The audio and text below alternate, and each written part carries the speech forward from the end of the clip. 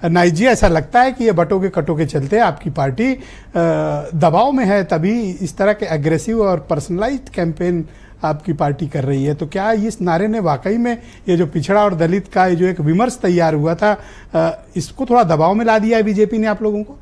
नहीं, वो तो ब्रजेश जी आपने खुद ही ओपनिंग स्टेटमेंट में बता दिया कि दरअसल बीजेपी परेशान हो गई 4 जून के परिणाम से, इसलिए इस तरह का नैरेटिव गढ़ा है बीजेपी ने और ये एक्सपेरिमेंट कर रही है, रिस्क लिया, पॉलिटिकल रिस्क लिया। आपने खुद ही बता दिया, तो अब हमारे दबाव में आने की कहां से बात आ जाती है? अभी जो आप बात करते, देखिए दो नेता हैं बीजेपी के, एक दिल्ली वाले नेता हैं और एक लखनऊ वाले नेता हैं। दोनों नेताओं ने एक नारा दिया, एक कह रहे एक रहो, दूसरा कह रहे बढ़ जाओ, बटो वटो, ये सब नारे दे रहे। तो जो दिल्ली वाले नेता हैं वो एक रहो का नारा दे रहे, अरे वो अपने परिवार को एक नहीं रख सके। एक परिवार, जो व्यक्ति अपने परिवार को एक नहीं कर सके, वो कहां से एक रहो का नारा दे रहे। और जो लखनऊ वाले नेता हैं, वो उनको ईश्वर ने जिस परिवार में पैदा कराया उस परिवार को छोड़ दिया, माँ बाप, यहाँ तक मैं ऐसी बात नहीं करना चाहती, यहाँ तक कि देहांत में भी नहीं गए। तो वो जो अपने परिवार के साथ नहीं रह सके, वो बटने वटने की बातें कर रहे हैं। तो पीडीए का क्या, पीडीए दबाव में है क्या बटोगे से? नहीं, इन सब बातों से किसको मूर्ख बना रहे हैं? अपने को मूर्ख बना रहे हैं या मीडिया को मूर्ख बना रहे हैं? क्योंकि पीडीए समाज यानी पिछड़े दलित आदिवासी तो अब गुमराह नहीं होने वाले। अब ये नहीं बहकेगा पीडीए समाज, 72% इनकी आबादी पिछड़े दलित आदिवासी, अब ये नहीं बहकेंगे। और माननीय अखिलेश यादव जी ने पीडीए समाज में जो क्रांति का बिगुल फूंक दिया, अब ये समाज जग चुका है और ये जग चुका है और ये अच्छे से जग चुका है। इसी से आप समझिए कि परिवर्तन, राजनीतिक परिवर्तन होकर रहेगा ब्रजेश जी। आज नहीं तो कल ये राजनीतिक परिवर्तन होगा।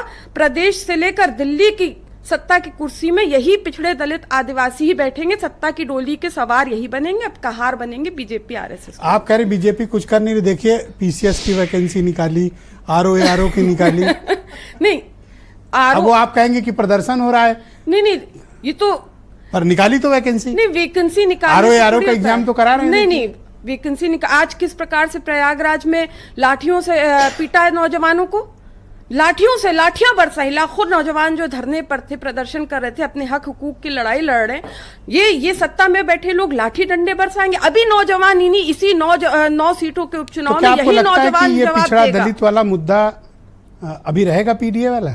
नहीं, अब ये समाज तो जग चुका है, अब ये समाज जग चुका है। मैं तो यही समझा रही हूँ, आप इसी से समझिए कि देश की सबसे बड़ी राष्ट्रीय पार्टी कौन है? कांग्रेस। उनके राष्ट्रीय अध्यक्ष कौन है? दलित समाज से खड़गे जी हैं। और उत्तर प्रदेश में समाजवादी पार्टी हमारे माननीय अवधेश प्रसाद जी, ये अयोध्या जी से जीते हैं, सामान्य सीट से जीते हैं, बहुत बड़े लीडर है, 50 साल का राजनीतिक जीवन है, बैरिस्टर है, ये सामान्य सीट से जीते हैं अवधेश प्रसाद जी। आप ये समझिए परिवर्तन आ रहा है। अब इसको आप अब ये सत्ता की डोली के सवार यही पिछड़े दलित आदिवासी बनेंगे। और मोहन भागवत जी ने तो पहले ही कहा, अभी कुछ दिन पहले कहा कि 2000 सालों से पिछड़े दलित आदिवासियों के साथ जानवर से बदतर व्यवहार किया जा रहा है। आपने सुना ये बात, उन्होंने कहा कि योगी जी के नाम पर वोट दो?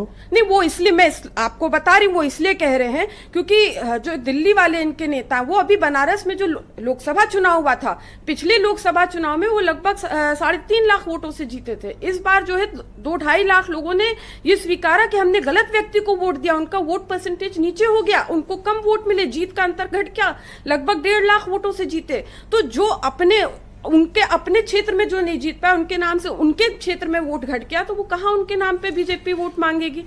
अब आप ये समझिए ना कि जिस प्रकार से आदित्यनाथ जी ने जिस प्रकार से पीडीए को परिभाषित किया, जन जान रहा है कि पीडीए मतलब पिछड़े दलित आदिवासी, ये पीडीए का मतलब है। और जिस प्रकार से अपमानित किया, तो ये मोहन भागवत जी की बात का तो पुष्टि हुई है कि हजारों सालों से, 2000 सालों से पिछड़े दलित आदिवासियों को जानवरों से बदतर व्यवहार किया जा रहा है और अब भी व्यवहार किया जा रहा है। ये वही पीडीए समाज है जिसका जो है 5 कालिदास मार्ग, मुख्यमंत्री आवास, धन्यवाद, गंगा जल से धुलवाया था, क्योंकि माननीय अखिलेश यादव जी और माननीय मायावती जी वहां मुख्यमंत्री थी और वहां रही थी। अनिल दुबे जी हमारे साथ मौजूद हैं, मंदिर गए कन्नौज के, उसको गंगा जल से धुलवाया, उसको गंगा जल से धुलवाया, क्योंकि वो पिछड़े समाज से। बिल्कुल, आप दूसरे राउंड के लिए कुछ बचा लें। देखिए ना, 1 सेकंड, केवल 10 सेकंड और दीजिए। आज आप देखिए नॉर्मली पहले राउंड में इतना संकेत पर्याप्त होता है रुकने के लिए। नहीं, 1 सेकंड। आज देखिए माननीय अखिलेश जी गए कुंदर की, किस प्रकार से अपार जनसमूह उनको देखने सुनने के लिए, और लगभग 1 घंटे का उनका भाषण था और कितने सभ्य भाषा उन्होंने इस्तेमाल की। मैं अनिल दुबे जी को आमंत्रित करता हूं। सभ्य भाषा में करते, वहीं दुबे जी, मैं तो हर